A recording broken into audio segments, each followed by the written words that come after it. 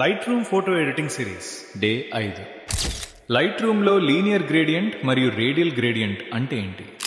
ఈ రెండు టూల్స్ని కరెక్ట్గా యూజ్ చేస్తే నార్మల్ ఫోటోను కూడా ప్రొఫెషనల్ మరియు సినిమాటిక్ లుక్లోకి మార్చచ్చు. First, linear gradient. ఇది ఫోటోలో ఒక స్పెసిఫిక్ డైరెక్షన్/ఏరియాని సెలెక్ట్ చేసి అక్కడ ఎక్స్పోజర్, హైలైట్స్, షాడోస్, టెంపరేచర్ లాంటి సెట్టింగ్స్ని కంట్రోల్ చేయడానికి యూజ్ అవుతుంది. ఉదాహరణకి స్కై మీద లీనియర్ గ్రేడియంట్ పెట్టి హైలైట్స్ తగ్గించి ఎక్స్పోజర్ అడ్జస్ట్ చేస్తే స్కై చాలా డ్రమాటిక్గా కనిపిస్తుంది. Next, radial gradient. ఇది సర్కిల్/ఓవల్ షేప్లో ఒక స్పెసిఫిక్ ఏరియాని సెలెక్ట్ చేసి ఆ ఏరియాని హైలైట్ చేయడానికి యూజ్ చేస్తాం.